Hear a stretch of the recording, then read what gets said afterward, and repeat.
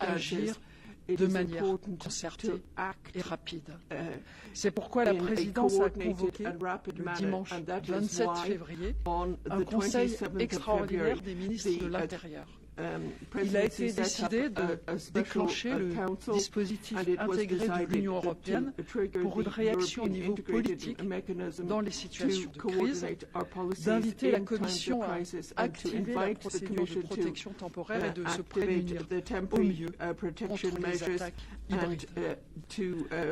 Nous, les Européens, avons tous le devoir d'accueillir des centaines de milliers d'Ukrainiens, principalement des femmes, des enfants et des personnes âgées qui se trouvent principalement en Pologne, Hongrie, Roumanie, Slovaquie et Moldavie, mais qui se dirigent aussi vers d'autres États membres. Une grande partie d'eux disposent d'un passeport biométrique et sont donc libres de voyager sur base du régime d'exemption de visa pour une période de 90 jours. Lors de la réunion du Conseil de jeudi dernier, les ministres de l'Intérieur se sont mis d'accord pour déclencher la protection temporaire qui s'applique à partir du 4 mars aux personnes qui ont fui la guerre en Ukraine. La décision concernant la protection temporaire marque un moment historique pour l'Union européenne. Elle constitue un signal fort de notre unité, de notre solidarité envers ceux qui sont touchés par l'atroce agression de la Russie contre l'Ukraine. Nous avons montré que nous sommes aux côtés de l'Ukraine et que nous sommes capables de travailler de manière extrêmement rapide et efficace afin de soutenir une protection et de fournir une protection à ceux qui en ont le plus besoin. Il est important de souligner que personne ne sera renvoyé de la frontière extérieure de l'Union européenne. Tous ceux qui fuient la guerre en Ukraine seront admis dans l'Union. L'objectif de cet octroi collectif de protection temporaire sur la base des normes uniformes est d'éviter des longues procédures d'asile pour ces personnes. La plupart des personnes en fuite de la guerre en Ukraine arrivées aux frontières au cours des derniers jours de la crise n'ont pas exprimé la volonté de demander l'asile. Ils ne sont restés qu'un temps très limité dans les centres d'accueil et ils ont ensuite poursuivi leur chemin pour rejoindre la famille ou des amis qui peuvent les héberger. Et plusieurs États membres ont rendu les transports publics gratuits pour eux. Dans les prochains jours, on aura une idée plus claire sur combien d'Ukrainiens ont besoin d'aide pour trouver un logement. Tous les États membres ont des logements disponibles.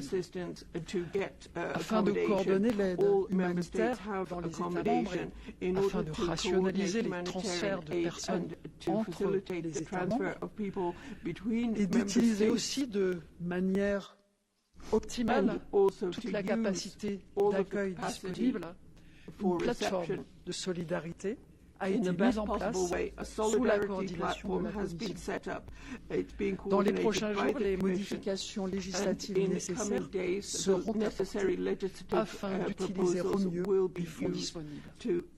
La présidence est aussi en contact direct avec les partenaires humanitaires présents sur le terrain afin de partager les informations et de mieux connaître les besoins sur le terrain.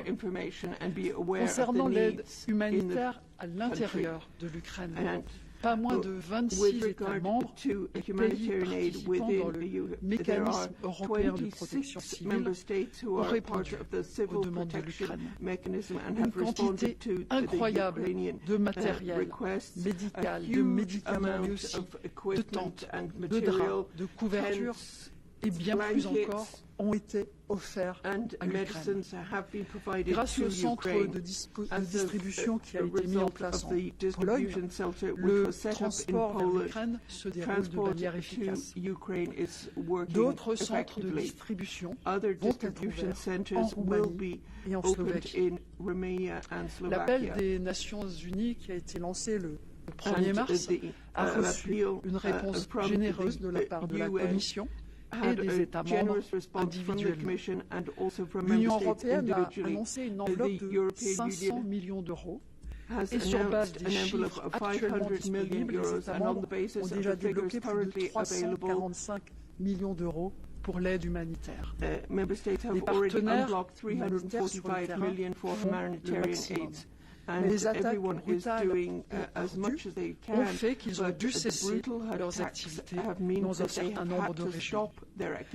C'est évidemment complètement inacceptable que les travailleurs humanitaires ne soient pas en mesure de sauver des vies. Nous pensons aussi à la Moldavie, un État ami qui a besoin du soutien de l'Union européenne. 8 États membres ont déjà répondu à la demande de la Moldavie dans le cadre du mécanisme de protection civile de l'Union européenne et ont déjà fourni des tentes, des lits de camp, des matelas, des couvertures, mais aussi des cuisines de campagne.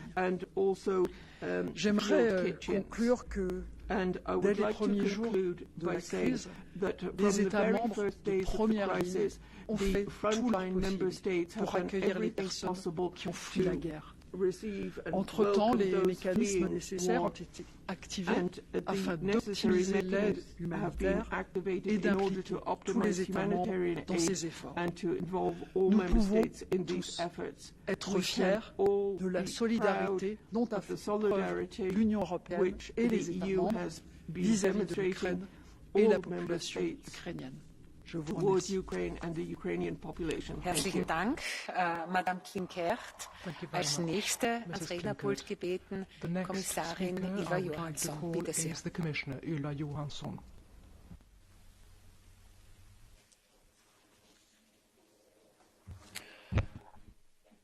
Thank you, Madam President, dear Minister Brigitte Klinkert, honourable members. Today is the 8th of March, International Women's Day. So today I think of the young woman who, as Putin's rockets tried to kill her, gave birth to a new life in Kiev metro. Little baby Mia was born there. And I think of the 80,000 women in Ukraine who are going to give birth in the coming 3 months. I think of Julia, a young teacher. She first held a gun in her hands a few days ago. She cries, she's scared, but still she goes to fight. She says, I just want to live in our country. I think of the young woman in Poland at the Medica border crossing, where 20,000 people crossed every day, pushing a pram with one hand, holding a toddler in the other, and a single backpack, all she has left. Like her, about 2 million people have come to the EU, fleeing Putin's war of aggression. Today, the Commission adopted a communication detailing the gravity of the situation, the action we are taking as a union, the long and difficult road ahead, and calling for unity and continued support for refugees and member states in need. Last week, I went to the EU border between Romania and Ukraine. I visited Slovakia and the border between Poland and Ukraine. I witnessed the most impressive solidarity I have ever seen. In Siret, at the Romanian border, I spoke to a woman. The first thing, or not only to many women, and the first thing they say is not how sad or scared they are, but how grateful they are to be welcomed with a bed and a meal. Women, children, the old and fragile, often moving onwards to stay with friends and families, or with kind strangers, taking them in. It's heartbreaking, but the welcome is heartwarming. At train stations in Poland, people stand with signs in their hands. I can take in 2 people. I can take in a family with children. Last week, I spoke with presidents, prime ministers, ministers, mayors, border guards, and civil society activists in these member states. I asked one volunteer in Romania, why are you here? And he just looked at me and said, because we're all human beings. And like him, volunteers, local communities, local authorities are racing to the challenge, opening their hearts and their homes, showing European values in action: unity, solidarity, humanity. It makes me proud of our European values, proud of being European. I see and I saw our member states handling the situation well, despite the very challenging circumstances. In Poland alone, arrivals numbered more than 140,000 only in one day yesterday. Member states and EU are helping the Ukrainian authorities to reduce congestion on their side of the border. Member states have increased staff at the border and set up the first emergency responses, like temporary shelters. Last week, the Commission issued guidelines to Member States to ensure security checks and simplify and speed up border controls with Ukraine. As a Union, we are providing aid in face of humanitarian catastrophe without end in sight. Causality is mounting by the day. Housing destroyed, water and electricity cut off, ambulances, aid workers caught in the crossfire. We directed more than €500 million, as was just mentioned by Mrs. Klinkert, from the EU budget for humanitarian support in and outside Ukraine. We provided €120 million in budget support to Ukraine, €1.2 billion in emergency loans, €85 million in humanitarian aid to cover food, water, medicine, basic needs, €5 million to cover refugees' basic needs in Moldova, as Moldova needs increasing support. Through the Union's civil protection mechanism, 26 member states and Norway are assisting Ukraine with supplies with a value well above €100 million. Slovakia and Poland have also asked for assistance through the mechanism. We are working with the United Nations, Red Cross, to make sure aid gets into Ukraine. And today, we call for the opening of humanitarian corridors so people fleeing war can leave and humanitarian aid can safely arrive. Last week, I also witnessed one of the most impressive European unity, when we united to condemn Putin's aggression and support Ukraine, and when the Council unanimously adopted the proposal to activate the Temporary Protection Directive. As you are well aware in this House, this directive is more than 20 years old. It has never been used before. Never. But now, you have called on us to activate it, but now we have done it. It's a unique and historic moment, and I think we should take pride in this moment. And the decision was a unanimous decision. All member states agreed to activate the Temporary Protection Directive. But we need to recognize the graveness of the hour, the magnitude of the challenge, and decide as one to do what is needed, to do what is right. To provide protection, to provide it fast, to provide it now. From day one, thanks to the directive, people fleeing the war in Ukraine will be able to get a job, send their children to school, get housing, social welfare, medical assistance. At one stroke of the pen, we scrapped a mountain of paperwork, supporting Ukrainians fleeing war and relieving member states' asylum systems. The protection in the directive applies to Ukrainian citizens, nationals and their family members, to refugees that are living in Ukraine, like the Afghan refugees who experience again the nightmare of a sudden exodus, or Belarusians who fled the Lukashenko regime, but also permanent residents of Ukraine. The Temporary Protection Directive does not apply to students and tourists from the countries or from other countries or others on short-term permits. We will soon present guidelines to show how to practically implement the directive. The Solidarity Platform will share information on reception capacity and need for support, and the Commission will coordinate operational response. It is clear that everyone fleeing the war has to be let into the European Union. This is obvious, and this is what is happening. The Fundamental Rights Agency is reporting what we have seen. I have seen it with my own eyes. Everybody is allowed to cross the border and are welcomed into the European Union. Member States are doing their best to help third country nationals to get safely home. The reality is around 130,000 third country nationals have already entered the European Union from Ukraine, including thousands of Indians, Nigerians and Turkish nationals. Don't believe Putin's lies. If you are running away from Putin's war, you are welcome here in the European Union. About 2 million refugees have now entered the EU, as I said.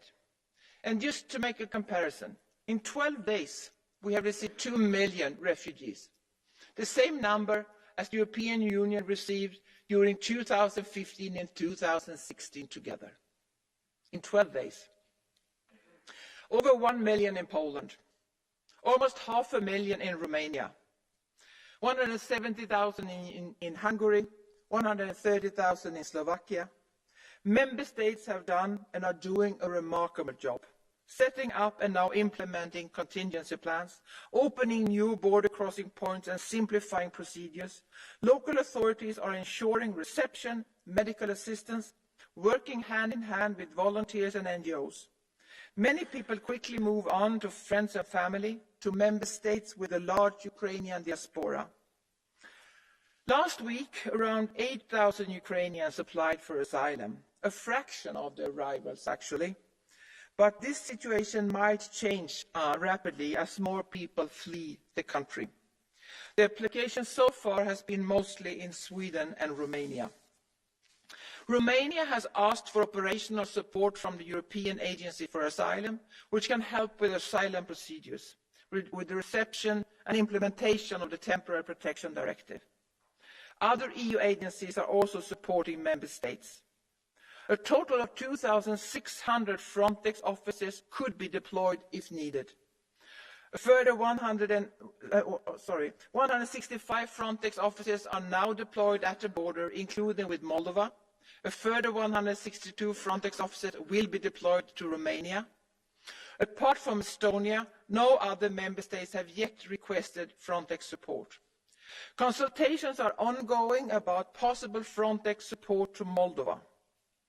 Europol is also monitoring the situation and will send 2 officers to Slovakia to help with security checks.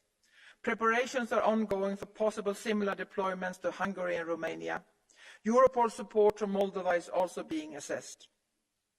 Besides solidarity and unity, we need money. Money not only for reception rights right now, but also to help with education, jobs, housing, for integration in our societies. Today we propose, in another unprecedented decision, to give more flexibility to member states to use €420 million for our home affairs funds, unspent money from the previous MFF, allowing member states 1 more year to spend allocated funds. And flexibility to switch priorities, so member states can commit more money to integration and to support people fleeing the war in Ukraine. In the same way, we will free up money on the cohesion funds, European regional development and the European Social Fund. And we will also propose today to make changes to our funding rules for the Asylum and Migration Fund for the current MFF, allowing member states, foundations and donors countries to provide extra funding to asylum and migration management. I count on you in this Parliament to adopt these proposals without delay. Time is short and the need is high. Friends, before I conclude, let me also raise one of my big concerns, and that is about the children. We don't know exactly how many children have arrived in the European Union, but what I could see with my eyes when I visited the borders, I should guess almost half of those 2 million could be children. These children need to go to school. These children need to have some kind of normality. It's urgent to support the children that have now come and fleeing from the war. But also to make sure that we can provide support for the most vulnerable children, the unaccompanied ones. You've seen the pictures, small children crossing the border alone with a small bag.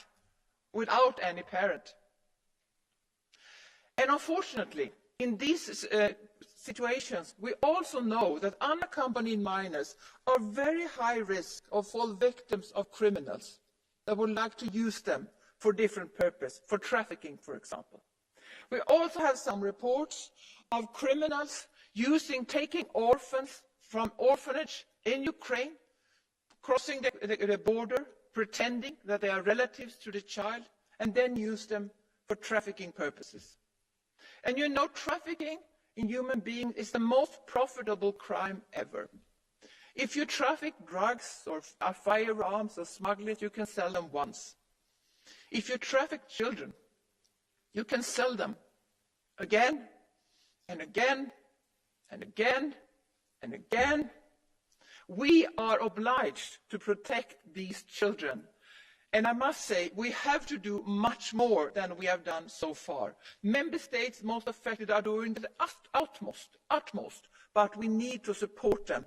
We need to support the children better than we have been able to do so far. They need our support.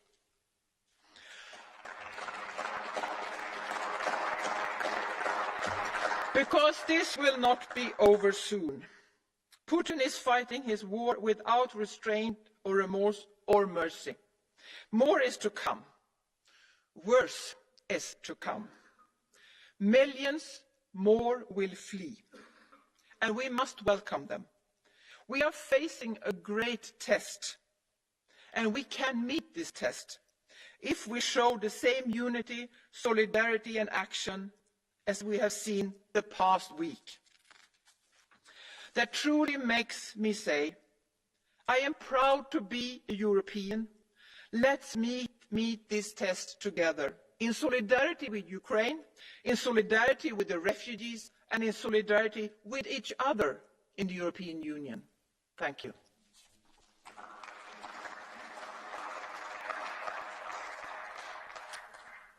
Vielen Dank, Frau Kommissarin, für die eindringlichen Worte in dunklen Zeiten. Wir kommen damit jetzt zur Aussprache, und bevor ich den ersten Redner das Wort erteile, möchte ich Sie alle daran erinnern, sich an die Redezeit zu halten. Wir haben eine sehr lange Liste der angemeldeten Rednerinnen und Redner, und daher spreche ich das jetzt lieber schon im Vorhinein aus, um Ihnen dann nicht nachher das Wort entziehen zu müssen.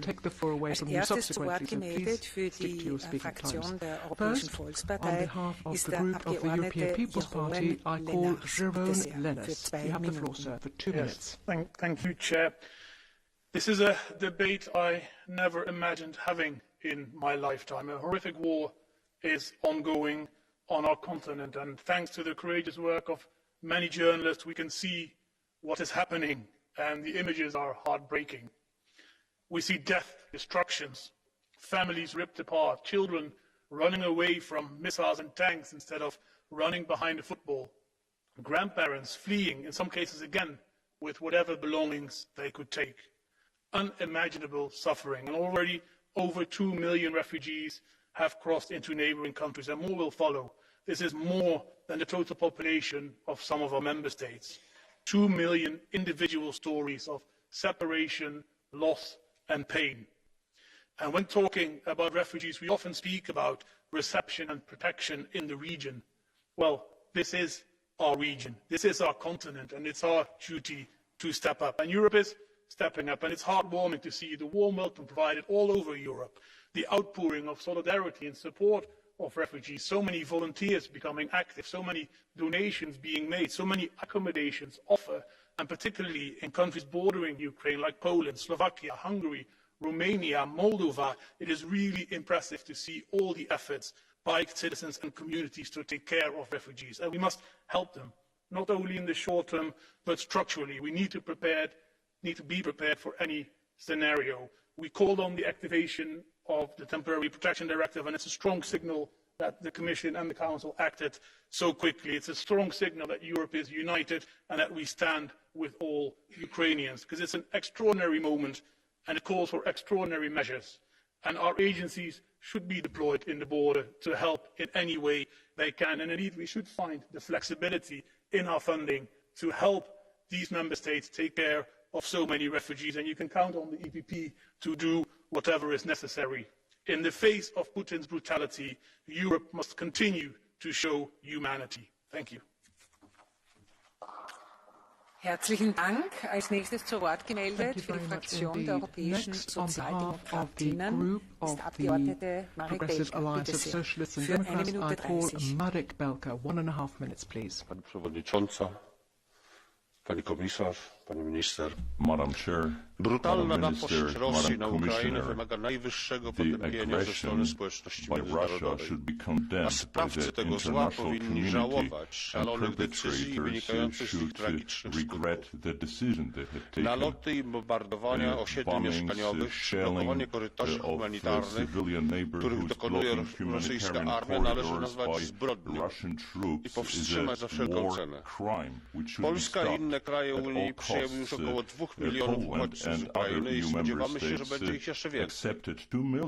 Należy pochwalić instytucje unijne i kraje członkowskie za szerokie otwarcie granic oraz pierwszy pakiet pomocy humanitarnej dla Ukrainy. Musimy jednak pamiętać o zapewnieniu Ukraińcom nadziei na względnie normalne życie w Unii również w dłuższej perspektywie.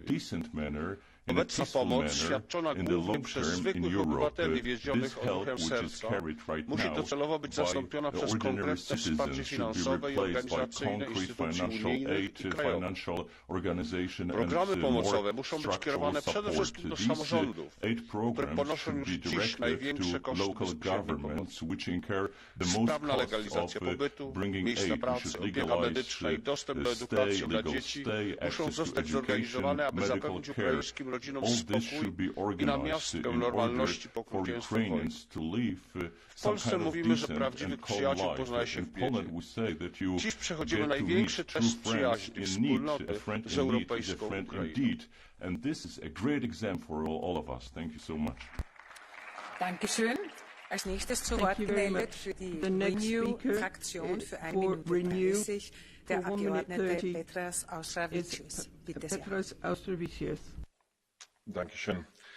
Madam Chair, Madam Commissioner, dear colleagues, Putin's war against Ukraine is first and foremost a war against civilians, against women, against children, against all the Ukrainian people. The barbaric actions of the Russian military, which qualify as war crimes, are destroying Ukrainian towns and villages, killing and injuring Ukrainians. There is no safe place in Ukraine today and no guarantee of security for the future to anyone. Ukrainian refugee flows are already exceeding 100,000 people a day. This number will continue to grow and will cover wider and wider areas of Ukraine. By end of this week, the refugee influx will exceed 2015-2016 scale at least by twice. Just a few days ago, together with my colleagues, members of European Parliament, I visited the Polish-Ukrainian border crossings and refugee reception centers. I commend the Polish side for the well-organized reception of refugees and the provision of assistance. However, I would like the Ukrainian refugees to feel EU solidarity, support, assistance and protection as well. We need to ensure the EU presence in every single border crossing and refugee reception center. Our solidarity must be translated into real aid action in real time. Slava Ukraini. Thank you. Dankeschön.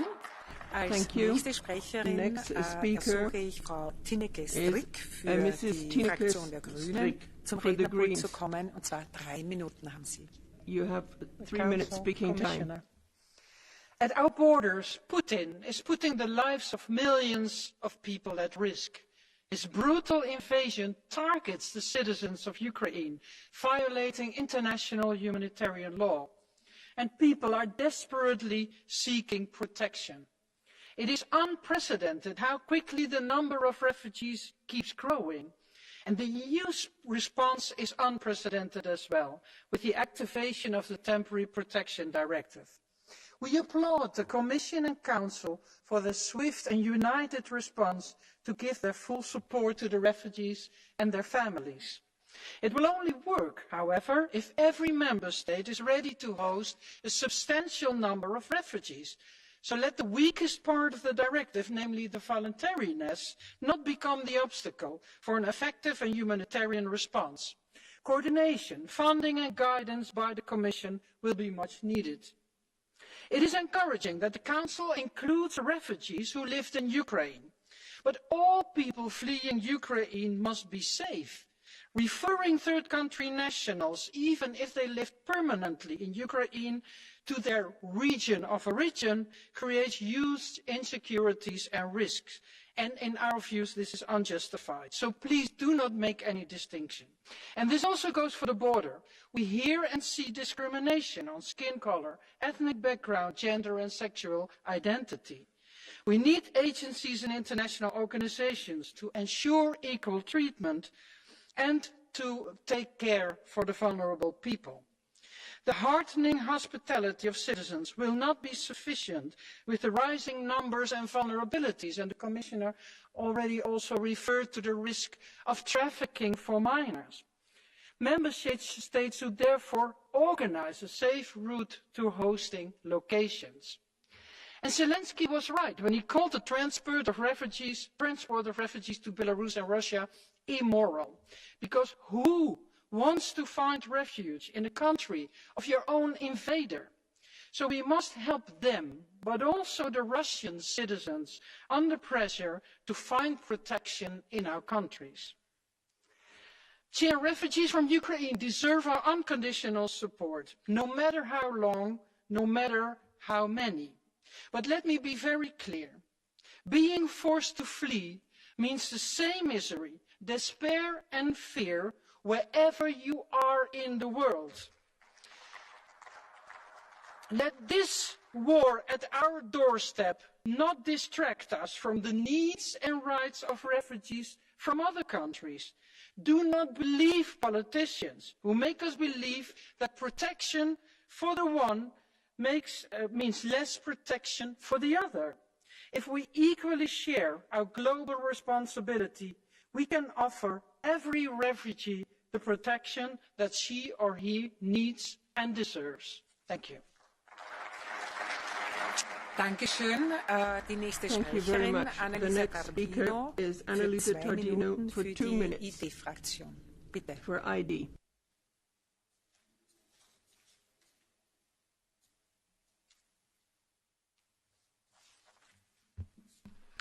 Grazie Presidente. Stampa, media, tv sono piene di immagini che nessuno di noi avrebbe voluto vedere, come quella di un'intera famiglia stessa a disamine e coperta da strappi su un marciapiede poco fuori Kiev.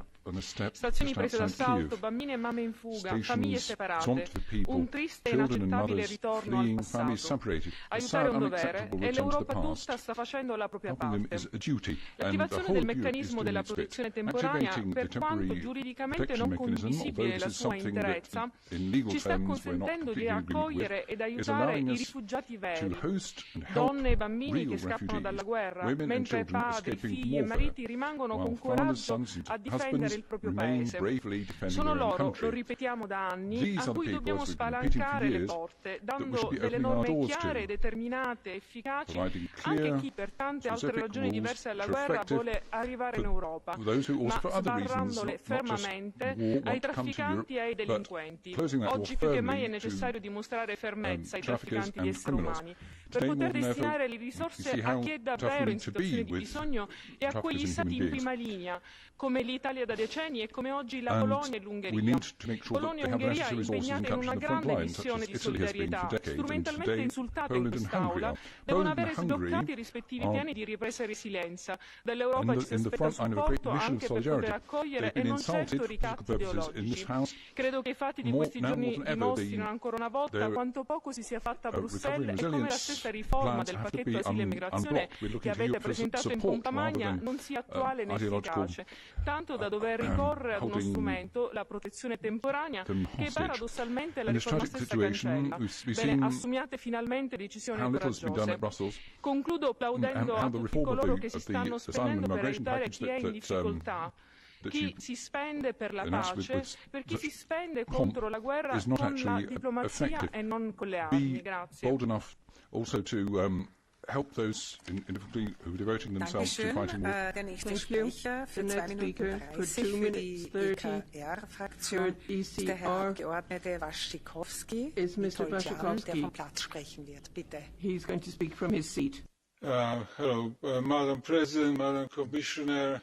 Ukraine is fighting for its freedom. It's fighting for security of Europe also. Security which we built for the last 30 years. In this sense, it is also our war to protect our security. Some of the European Union countries are more responsible for Putin's aggressive military posture. In this sense, they are more responsible for this war, and we expect more contribution from them. There are lots of instruments and sanctions to stop Russian aggression, penalties, weapons for Ukraine, and for security of our eastern flank. Sometimes it's not possible to immediately implement this instrument, but the hot issue right now is humanitarian assistance. Delivering it to Ukraine is extremely difficult, but we have to spare no efforts to deliver. However, there are millions of refugees in our countries. Only in Poland, as Madam Johansson rightly mentioned, there are 1.2 million of refugees, added to 1 million of migrants who emigrated to Poland. We need for such a large number of people a comprehensive plans and money, not only visits and bureaucrats on the board, but money for states. These are states who create jobs, education, health programs for these people. We have to avoid the situation to create camps, ghettos and Palestinization of this refugee wave. We have to study experience of Turkey and Lebanon, but let's remember that we provided Turkey more than 6 billion euros. Are we prepared to provide the same assistance, the same plans and money to our countries who are coping right now with much more refugee wave than Turkey in the last few days? Thank you. Dankeschön. Als nächstes zu Wort gemeldet Cornelia Ernst für die Fraktion der Linken für 1 Minute. For the left, for 1 minute. Als die kleine ukrainische Familie vor mir stand, in ihrer Notunterkunft in meinem Büro, erschöpft von 3 Tagen langer Flucht, war mein erster Gedanke, hoffentlich schaffen es all die anderen auch. Ich wende mich deshalb an die Menschen in Russland. Legen Sie die Waffen nieder. Machen Sie diesen Krieg nicht länger mit. Es muss Schluss damit sein. Und ja, alle Solidarität mit den Menschen in der Ukraine, die in den Mitgliedstaaten große Unterstützung erfahren und sofort die Chance haben, sich integrieren zu können. Dazu müssen im Übrigen auch Studierende und Arbeiter aus Drittstaaten gehören. Der Umgang mit Geflüchteten aus der Ukraine zeigt aber eines deutlich, dass es geht, dass EU und Mitgliedstaaten Menschen aufnehmen können, wenn sie es nur wollen. Ein solcher Geist muss die gesamte Migrationspolitik prägen gegenüber allen Geflüchteten, die aufgrund von Krieg und Diskriminierung fliehen. Es darf keine Geflüchteten der ersten und zweiten Klasse geben, denn Solidarität ist nicht teilbar. Dankeschön. Als nächstes zu Wort gemeldet für 1 Minute Andrea Thank you. The next speaker for 1 minute is Mr. Boxer. Tisztelt elnök asszony! 2014 I have been a member of the European Parliament. Many of you will know that I was born in Ukraine and therefore I'm personally affected by this crisis in Ukraine. And therefore what I call for is an end to this war as soon as possible. In the meantime, we need to afford humanitarian aid to all those who are currently in Ukraine, in the Transcarpathian region. There are a lot of people who have been displaced, who need help. They need help locally. They need support. We should also be helping out those who are trying to seek refuge in neighbouring countries. Since the 24th of February, 2 million people have left Ukraine. 190,000 have come to Hungary. The Hungarian government, the Hungarian people have afforded every possible support and protection to them. This is the largest humanitarian action and gesture on our part so far. And of course we support the EU programme. But unfortunately, there have also been some criticisms. For instance, I went to visit border crossings over the weekend and I saw what was being done by the Hungarian government, by civil society. They are doing their very best to help out the people who are in distress. Old people, young women, children. They're just coming with one piece of luggage. We're doing whatever we can to support them. Let us deploy all our efforts to help those who are seeking refuge from war. Thank you. Dankeschön. Als nächstes zu Wort gemeldet für 1 Minute 30. For 1 minute and 30 seconds is Mr. Kubilius. Dear colleagues, in difference from previous refugee crises, now we have war on the European continent, and Europeans from Ukraine are moving into other European countries for shelter. We have simple European moral obligation to take care about all of them, our fellow Europeans. I would like to praise Commission, national governments, NGOs and individual citizens, especially in Central Europe, who are doing a lot to help those who are running away from Putin's brutal war. But our obligation to the citizens of Ukraine, and also to those who are looking for safe shelter in our countries, is a bigger one. Our obligation is to stop the war. We cannot speak about solidarity with Ukrainians or refugees if we are not implementing full embargo on import of energy resources from Russia. Each day we are paying 600 million euros into the pocket of Putin. It covers purchase of 400 new Russian tanks per day. During all the days of war, Ukrainians managed to destroy less of Russian tanks than were buying for Putin per one day. We need to declare that our sanctions on the Russian economy will stay till the last Russian soldier will leave the territory of Ukraine, not only Kherson or Chernobyl, but also Donetsk, Lugansk and Crimea. Putin and his surrounding in Kremlin need to understand that they lost this war and that here will be much less of suffering, not only in Ukraine, but also in Russia itself, if Putin will stop his criminal war immediately. And then we shall rebuild Ukraine. Refugees need to have a hope, and we need to deliver it. All of us, we are Ukrainians now, and Europeans. Slava Ukraini. Dankeschön. Thank you. Unsere nächste Sprecherin ist Gabi Bischoff, 1 Minute 30. Bischoff for 1 minute 30. Danke, Frau Vorsitzende.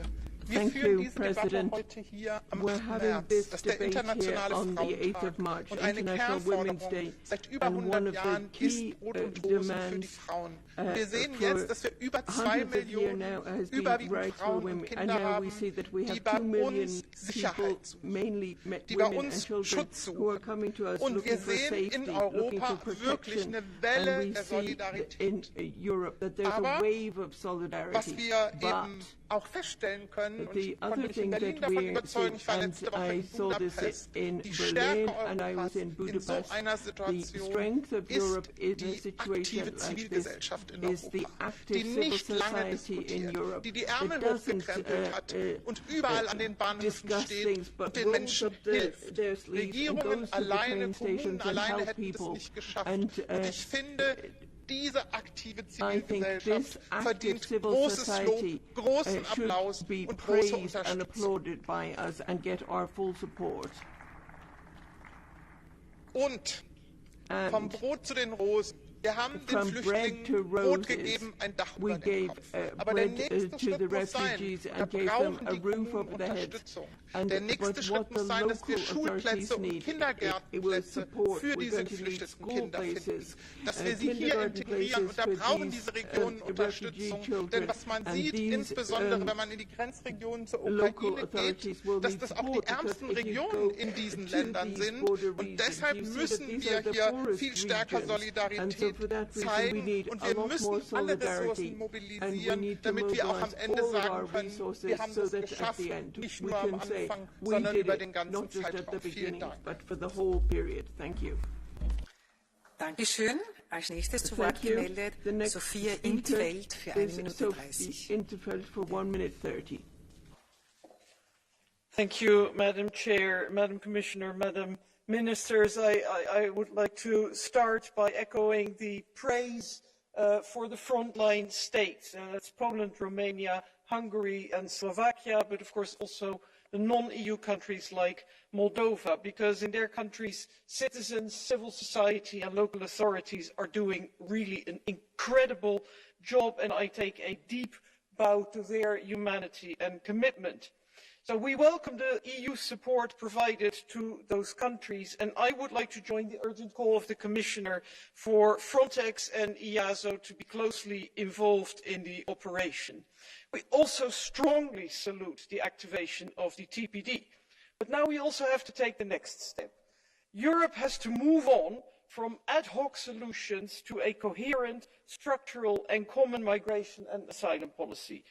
Just as Europe will be stronger by achieving energy independence, we will be stronger with a common asylum and migration policy. And I therefore invite the Council to agree a roadmap with the European Parliament, a timetable for the swift adoption of the entire asylum and migration package.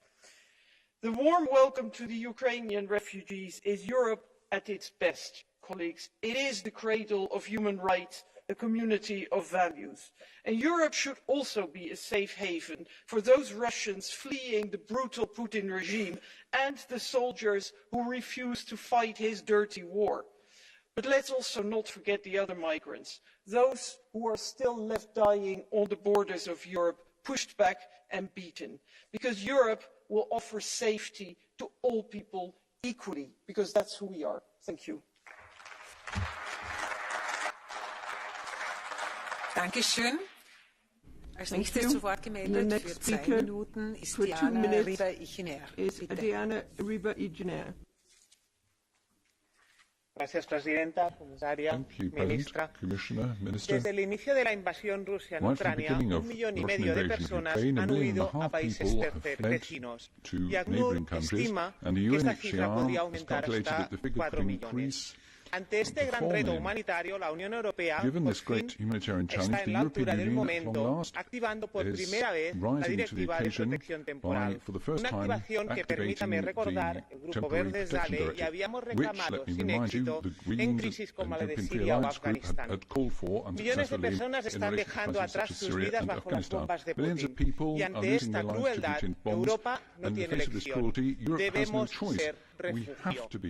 Dicho esto, creo que es el momento de hacernos algunas preguntas que quizás tengan respuestas incómodas. Preguntémonos, ¿por qué ahora sí apostamos por una respuesta humanitaria y por qué no lo hicimos en conflictos pasados? Preguntémonos, ¿por qué tal como reconoce ACNUR se están detectando casos de discriminación racial en la frontera en Ucrania con la Unión? Preguntémonos, ¿por qué mientras recibimos con un abrazo a los hermanos ucranianos, este mismo fin de semana recibíamos con porras en la frontera de Melilla a los hermanos subsaharianos? La respuesta es tan dura como clara y está en el color de la piel. La discriminación por motivos de raza, religión o estatus migratorio es inadmisible. La solidaridad es un valor fundamental que no tiene excepciones. Todas tenemos derecho a escapar del horror de la guerra y de la pobreza. El conflicto con Ucrania está derribando varios tabús. Aprovechemos este momento para avanzar hacia una política de asilo duradera que priorice la solidaridad y los derechos humanos, una política comunitaria que haga del refugio una de las grandes fortalezas de Europa. Muchas gracias. Dankeschön. Als nächstes zu Wort gemeldet Jean-Lain Lacapelle for 2 minutes. You have the floor. Madame la Présidente, chers collègues, certains prétendaient que grâce à l'Union européenne, la guerre n'existerait plus destinée à être classée dans les livres d'histoire, que l'Union européenne formerait le rempart diplomatique suffisamment crédible pour permettre une dissuasion pour sauvegarder la paix chez elle et chez ses voisins. Cela doit avoir la gueule de bois. La guerre a fait irruption à nos portes, les portes de l'Europe. Si nous condamnons fermement et sans ambiguïté l'invasion de l'Ukraine par les Russes, j'appelle cependant Mme von der Leyen à plus de modération et à plus d'humilité dans ses déclarations. La situation est suffisamment grave pour que nous n'agitions pas le chiffon rouge. L'Union européenne n'est pas en guerre. Elle doit en revanche incarner la raison, encourager l'apaisement et contribuer à la recherche d'une solution diplomatique. Stop à la surenchère. C'est notamment sur le terrain humanitaire que nos efforts doivent se concentrer et la tâche s'annonce immense. Le Haut Commissariat aux réfugiés prévoit le mouvement de plus de 5 millions de réfugiés ukrainiens. Si le Rassemblement national auquel j'appartiens combat de toutes ses forces depuis plus de 40 ans la folle politique migratoire que nous subissons, à l'image d'ailleurs du pacte migratoire que la Commission européenne nous impose, il y a des situations où là encore le pragmatisme doit primer sur l'idéologie. La situation humanitaire en Ukraine en est l'exemple, car les réfugiés n'ont rien de commun avec les migrants économiques qui assiègent Lampedusa ou Melilla, dont la plupart sont des hommes et dont on sait qu'ils ne fuient pas la guerre et qu'ils viennent bien souvent l'importer chez nous. Non, en Ukraine, ce sont des femmes, ce sont des enfants, ce sont des vieillards qui ne cherchent pas à s'installer, mais juste à se protéger, tandis que leurs maris, leurs fils, leurs pères courageusement pris les armes pour défendre leur pays, leur maison, leur famille.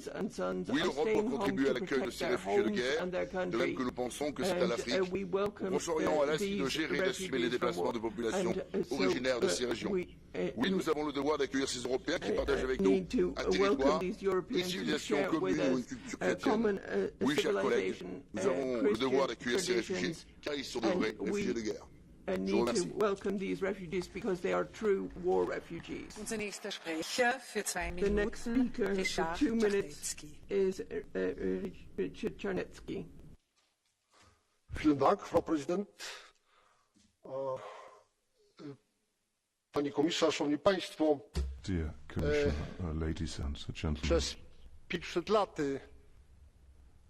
angielski poeta John Donne, potem cytowany przez Hemingwaya, pytał: nie pytaj, komu bije dzwon, biją tobie.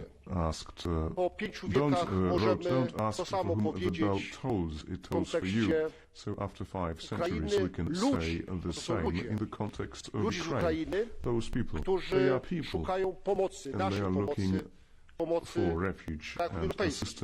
Jestem dumny jako Polak, że moje państwo, mój naród, społeczeństwo, które jestem częścią, tej pomocy udzielają. Tak samo dziękuję innym krajom, które to robią. Tutaj dziękuję tym europosłom, których czasem różnimy na tej sali, którzy dzisiaj tę pomoc, polską wielką pomoc zauważyli. Bardzo dziękuję. Chciałem powiedzieć, że miał rację pan poseł Waszczykowski, pokazując to, co stało się 6 lat temu. Układ Unia-Turcja. 6 miliardów euro w 2 latach, gdzie, uwaga, Turcja przyjęła przecież 1 700 000 uchodźców. Sama Polska do dzisiaj przyjęła 1 200 000 uchodźców. Myślę, że warto pomyśleć o podobnej pomocy, ale tak samo dedykowanej, bardzo konkretnie. Myśmy dawali pieniądze Turcji, dzieciom za to, że państwu tureckiemu, za to, że dzieci mogły korzystać ze szkół. Myślę, że podobne instrumenty pomocy muszą być wobec krajów, które tę pomoc oferują dzisiaj i dla tych właśnie uchodźców. Chciałem powiedzieć, że dzisiaj mamy otwarte serca. Co będzie za 2 miesiące? Co będzie za pół roku? Jeżeli ma uchodźców przekroczyć ponad 5 milionów. Obyśmy dzisiaj byli wtedy za pół roku tak samo otwarci, sercami na dłoni, jak jesteśmy dzisiaj. Dziękuję bardzo.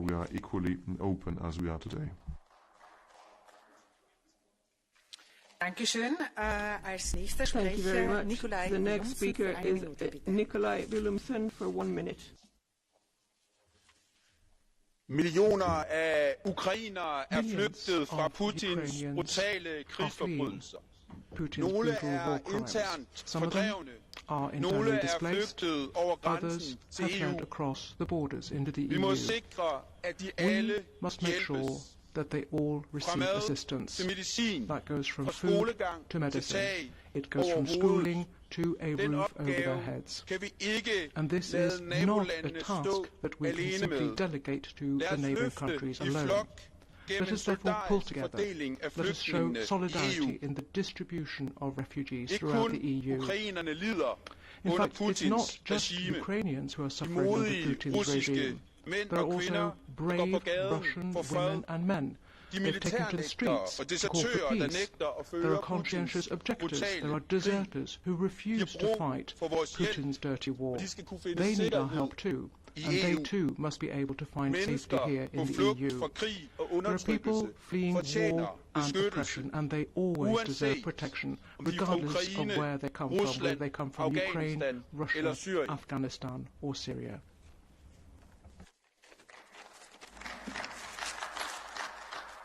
Dankeschön. Als nächstes zu Wort gemeldet Antoni Comín y Olveres für eine Speaker is Mr. Comín y Olveres. Thanks, merci, Présidente. Il n'y a pas d'adjectif pour décrire la catastrophe humaine qui provoque l'agression militaire de la Russie contre l'Ukraine. Il n'y a aucune raison qui puisse justifier cette invasion avec toute la mort et l'horreur qu'elle laisse dans son sillage. Il est particulièrement cynique parmi d'autres excuses.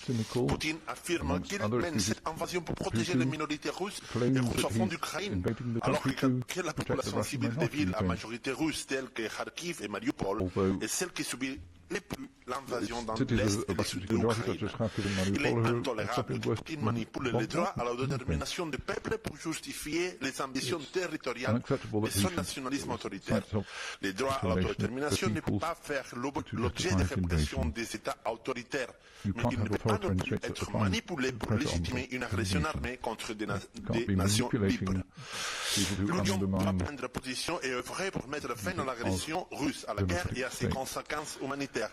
La première de ses obligations est de soutenir les réfugiés ukrainiens entrant dans l'Union et c'est donc une bonne nouvelle que le Conseil ait approuvé jeudi dernier une protection temporaire pour les citoyens ukrainiens. Bien entendu, tous les États membres doivent participer conjointement à l'effort d'accueil de ces réfugiés. Merci beaucoup. Dankeschön. Als nächstes zu Wort gemeldet für 1 Minute 30 Thomas Touré. The next speaker will be Mr. Touré for 1 minute 30. President, Commissioner, Minister, it is dark times in Europe. The only light that we see is the bravery from our Ukrainian friends. Това е момента, в който виждаме смелостта на нашите приятели в Украина. Също така трябва да говорим и за решителния отговор на Европа, единството и солидарността. Но все пак това няма да бъде достатъчно. Ние го знаем. Първо, Украина има нужда от повече. We need, for example, to stop funding Russian gas and oil, to stop funding Putin's war. Secondly, Ukrainians need more solidarity from all European countries to welcome and integrate refugees. And there I would like to echo the message from other colleagues here in the European Parliament. I would like also to invite the Council to take this opportunity to have a swift adoption of the Migration Pact. And thirdly, Ukraine needs more humanitarian assistance. Yes, we have mobilized a lot, but it is far from enough. And we need to establish safe humanitarian corridors that actually leads to Europe and not to Russia or Belarus. Slava Ukraini! Dankeschön. Als nächstes zu Wort gemeldet für 1 Minute 30 Simona Bonafé. Suur aitäh ja järgmine kõneleja. Grazie Presidente. Di fronte all'arrivo ai nostri confini di centinaia di migliaia di profughi ucraini, per lo più donne e bambini, a cui non è stato concesso nemmeno la possibilità di fuggire con corridoi umanitari dalla loro terra martoriata dall'artiglieria russa, l'Europa non si è voltata dall'altra parte, come ha fatto fin troppe volte, ma l'Europa ha mostrato il suo vero volto, il volto solidale, ha messo in pratica quei valori che i trattati hanno messo alla base del nostro stare insieme. In una parola possiamo dire che finalmente la risposta nella gestione dei profughi ucraini è stata europea, come da tempo chiedevamo e come non è successo di fronte ad altre crisi migratorie del nostro tempo.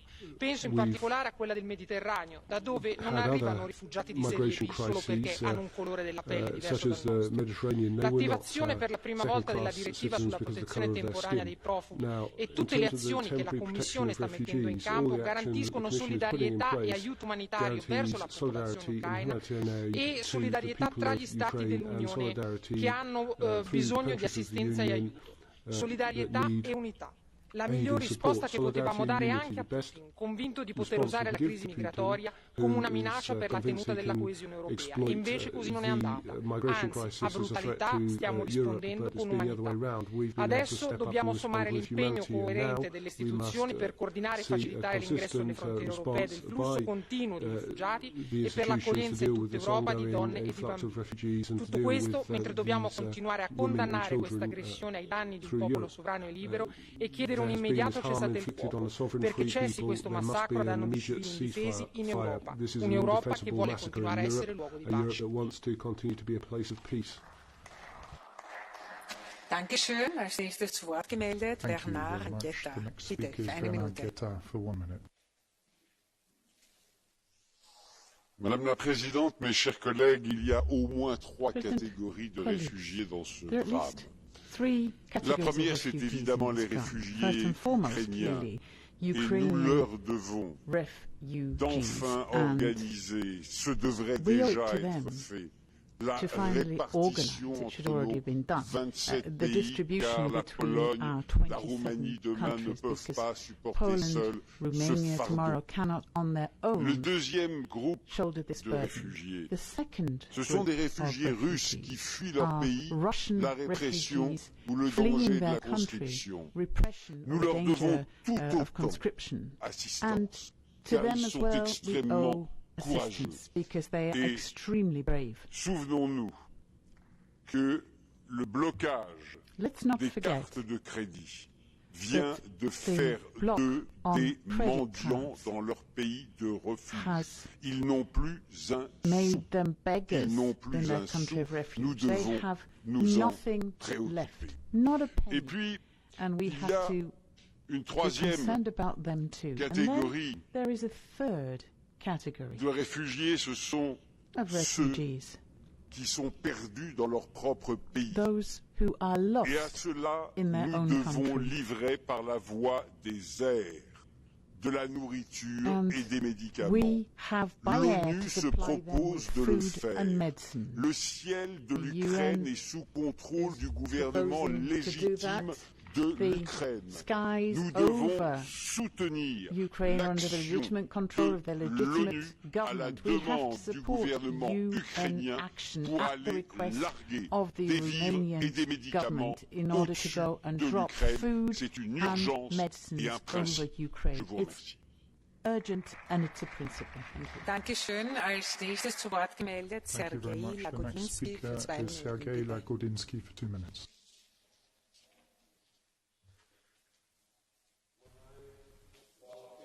A large registration facility in Berlin-Reinickendorf last Sunday, I saw the scars of war. Those were people, but they looked like scars. I saw the eyes of young women and old babushka holding their grandchildren, looking lost in the cold and grateful for a cup of warm soup and a shelter in the container. Just 2 weeks ago, they had been happy. They were families, workers, teachers, lawyers. They had a life, a different life. It is instrumental that we help them to fight their way back to a life that is a little bit normal. I heard so many of them who were grateful that they could benefit from the temporary protection directive that will allow them to stay, live and work in safety. But there are issues that go beyond obvious. We must make sure that Russian and Belarusian citizens fleeing from Ukraine have also a chance to safety here. They had escaped from Lukashenko and Putin, and now Putin and Lukashenko are getting to them. They must also be safe in Europe. We must also remember about the new wave of Russian immigrants. After TV Dost and Echo Moscow, a radio station, have been banned, and it has become impossible and penalized to talk truth about a war in Russia. Those waves of refugees are fleeing a country sliding to despotism. When I volunteered and I looked at those refugees, I felt sad and horrified, but I also felt proud. Proud that this time the European Union seems to be on the right, on the humane side of history. Let's continue helping, and let's do it right. Vielen Dank. Als nächstes zu Wort gemeldet für 2 Minuten Tom van den Driessen. Tom van den Driessen. You have the floor.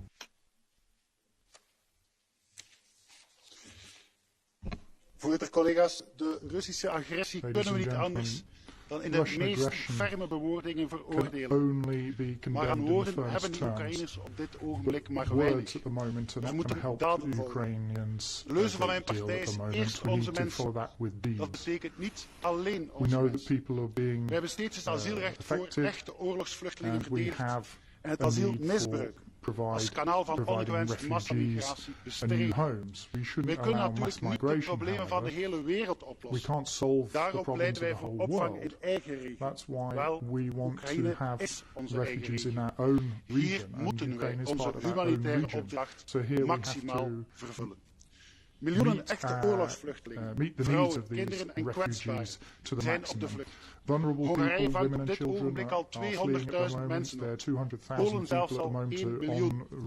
Net zoals beide landen ons recent beschermden tegen de illegale invasie van alleenstaande jonge mannen uit voornamelijk Afrikaanse en Arabische landen, openen zij nu hun hart en hun grenzen en bieden onderdak aan echte oorlogsvluchtelingen. We weten niet hoeveel miljoenen we moeten opvangen en we weten niet hoe lang we ze zullen moeten opvangen. We weten wel dat de buurlanden dit niet alleen kunnen. Alle Europese landen hebben een fundamentele humanitaire opdracht in deze tragedie. Daarnaast moeten we alle diplomatieke energie inschakelen om het zinloze bloedvergieten in Oekraïne zo snel mogelijk te stoppen. Elke dode is er één te veel. Altijd iemands vader, altijd iemands kind. Hoe langer deze oorlog duurt, hoe meer verliezers van deze oorlog kan op termijn ook een wereldwijde voedselcrisis, collectieve verarming en oncontroleerbare hyperinflatie veroorzaken, nog los van de mogelijk onbeheersbare gevolgen van verdere militaire escalatie.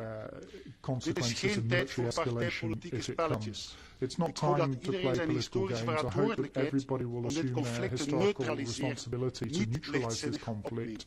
Dank u. Dankeschön. Für eine Minute aus Madrid nun zugeschaltet wird der Abgeordnete Herman Tertsch. Bitte. Danke, Frau Vorsitzende. Buenas tardes. Esta Europa ahora sí que está ante una crisis total, ante una crisis en la cual va a definir su destino. Esta no es una crisis inventada como las alarmas y las catástrofes que se ha inventado la Unión Europea para alimentar sus cuestiones ideológicas a lo largo de las últimas décadas e inventarse prioridades que iban de espaldas a la población europea. Estamos ante una tragedia infinita, ante una agresión, y el heroísmo de los ucranianos nos ha llevado a ver realmente lo que es la realidad y lo que es el cambio de prioridades necesario que tiene Europa. Desde aquí Mando un fuerte abrazo solidario tanto a los heroicos ucranianos que defienden su patria como a los rusos que están reprimidos bajo la tiranía de Putin, a los bielorrusos y a todos los países y en especial a Polonia, que tan vejada como ha sido en los últimos años por la Unión Europea está demostrando una generosidad infinita a la cual habrá que ayudar para esos millones de refugiados que están huyendo de esa bárbara ofensiva del presidente Putin.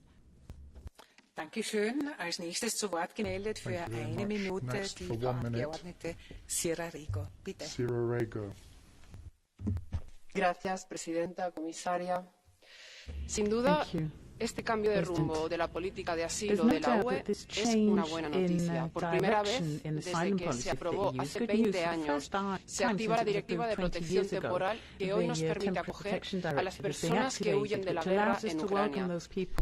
Esto demuestra que cuando hay voluntad política, Europa puede abrir vías legales y seguras y articular mecanismos de acogida digna para quienes lo necesitan.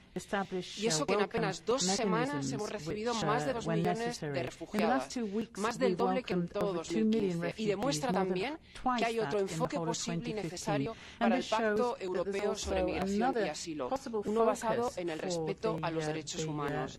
No obstante, lamentamos profundamente que el Consejo haya decidido no incluir en la protección directa a los residentes de larga duración y a otros residentes como los estudiantes africanos y de Oriente Medio. Recordemos que es imprescindible que la protección y el derecho a asilo no pueden estar limitados por el color de la piel o por el origen. Dankeschön. Als nächstes zu Wort gemeldet für eine Minute Laura Ferrara. Grazie Presidente. Non sono mai esistite guerre giuste o sbagliate. Ognuna porta il suo carico di morte e di dolore e anche in Ucraina si sta consumando una tragedia umanitaria sempre più grave. I dati dell'UNHCR destinati a salire non lasciano spazio a interpretazioni.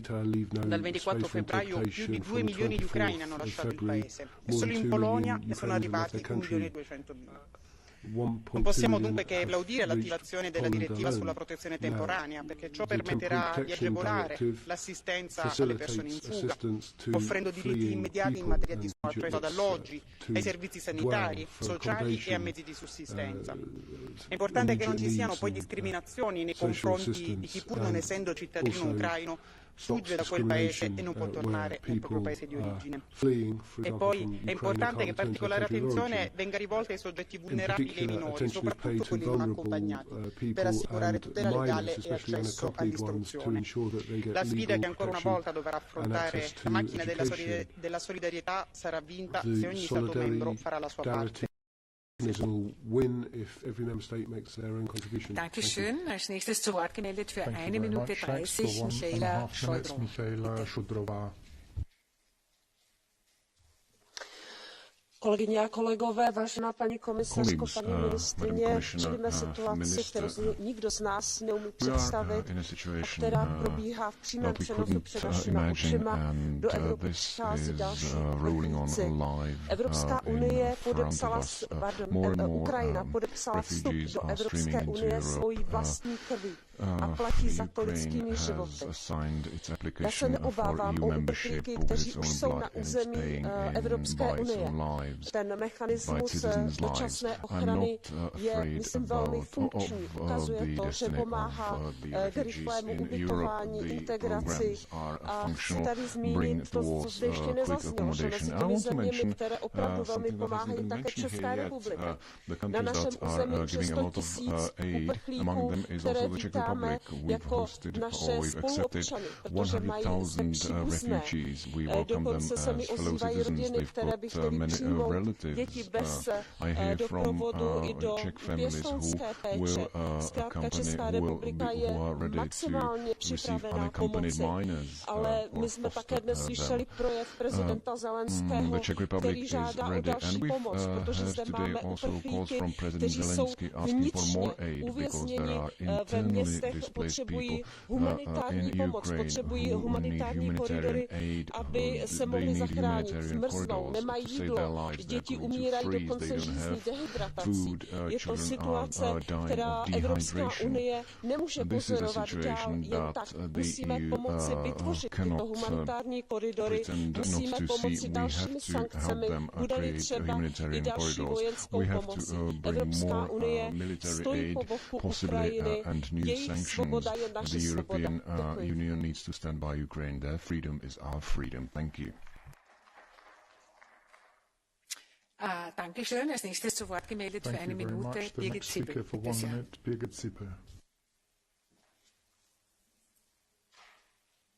Vielen Dank. Unsere Antwort auf Putins Krieg sind Einigkeit und weitreichende Sanktionen. Zugleich müssen wir den Menschen, die vor der russischen Aggression aus der Ukraine fliehen, helfen. Flüchtlinge brauchen Sicherheit und Stabilität. Jetzt ist der gemeinsame Beschluss zum temporären Schutz die richtige Grundlage. Dabei muss die große Solidarität, die Hilfsbereitschaft, die wir überall von Zivilgesellschaft, Städten und Gemeinden sehen, Leitbild sein bei der nationalen Umsetzung der Ratsentscheidung. Was bedeutet das?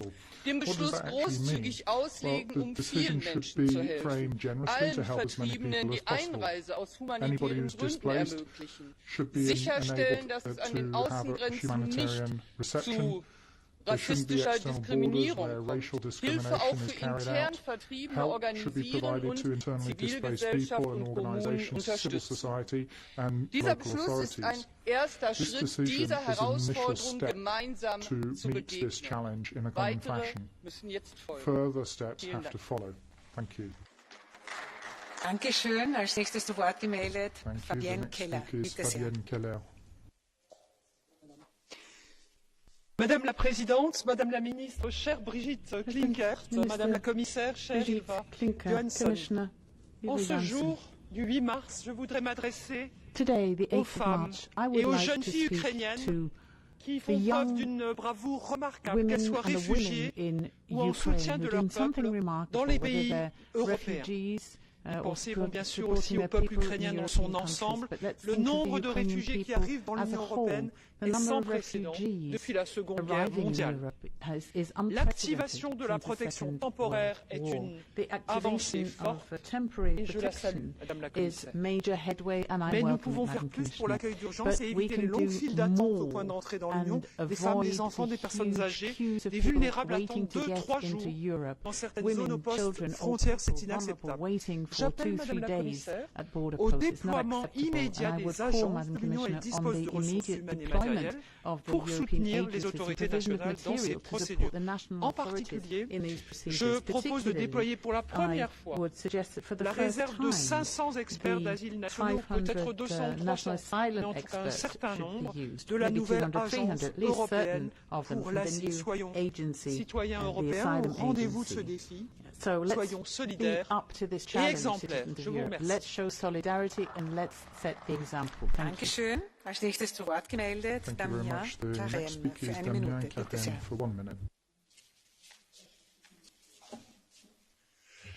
Mesdames, jeudi dernier, comme aujourd'hui, Madame la Commissaire, vous déclariez que c'était vraiment le moment d'être fier d'être européen. Évidemment, je me réjouis et vous félicite que l'Union européenne ait trouvé un accord pour déclencher la directive protection temporaire de 2001 et accueillir dignement celles et ceux qui fuient cette guerre terrible en Ukraine. Beaucoup soutenaient ici, il y a encore peu de temps, que cette directive ne servait à rien et qu'il fallait la supprimer. Son activation nous prouve que lorsque la volonté politique est là, tout est possible. Mais nulle fierté à avoir pourtant lorsque l'Union européenne fait simplement preuve d'humanité et se conforme strictement au droit international. Ce n'est que strict respect de ses engagements, des droits humains et de nos valeurs. Un malaise même plutôt. À voir que déclencher cette directive peut être si simple et si rapide quand on nous disait que c'était trop compliqué pour les exilés syriens ou afghans.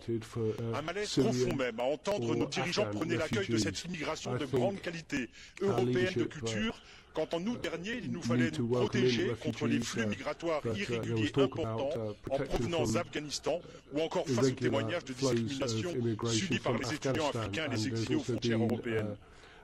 discrimination faced by Africans at European borders. So a sense of unease rather than pride. Nous aurons redéfini notre politique européenne en matière d'asile et d'immigration à la hauteur de nos valeurs pour protéger et accueillir dignement tous les exilés.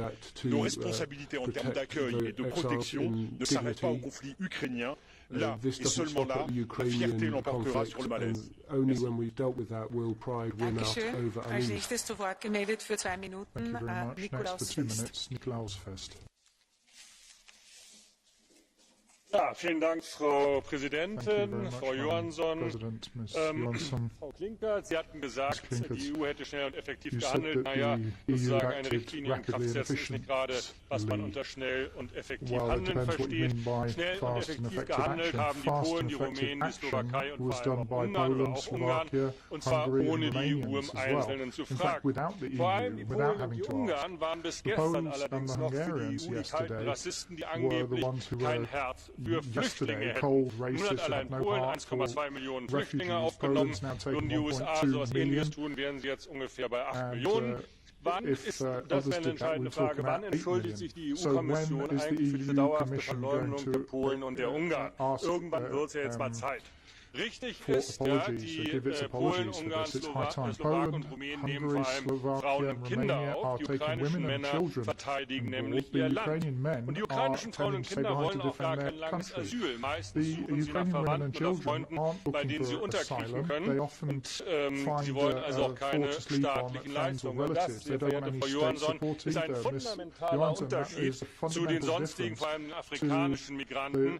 Die sind meistens keine Flüchtlinge. Wer durch 30 friedliche Länder zieht, ist kein Flüchtling mehr, sondern es sind Sozialmigranten, die in die Sozialsysteme einwandern wollen. Und die wollen Länder wie Polen und Ungarn nicht und auch nicht die meisten anderen Länder. Die einzigen, die wollen, sind, glaube ich, Sie und die EU-Kommission. Diese Migranten blockieren jetzt leider in vielen Ländern die Aufnahmekapazitäten, besonders auch in Deutschland, auch in meiner Heimatstadt Berlin. Ja, Berlin muss jetzt neue Räumlichkeiten schaffen, findet sie aber nicht. Und warum ist das der Fall? Wegen Ihrer, Frau Johansson, verfehlten, irren, realitätsblinden Migrationspolitik. Daher mein Appell, hören Sie erstens mal auf mit der Verleumdung von Polen und Ungarn, hören Sie zweitens auf mit Ihrer unseligen Migrationspolitik und drittens, Frau Johansson, hören Sie am besten auch selber auf, das wäre hier für das Haus am besten. Als nächstes zu Wort gemeldet ist der Herr Abgeordnete, und zwar für 1 Minute, Barrena Arsa Fernando. Fernando. Bardzo dziękuję. W obecnej sytuacji zagrożenia naturalnym jest, że schronienia w Polsce szukają nie tylko obywatele Ukrainy, ale także licznie legalnie przebywający w Ukrainie obywatele praktycznie wszystkich państw świata, w tym studenci z Afryki, Bliskiego Wschodu, Azji.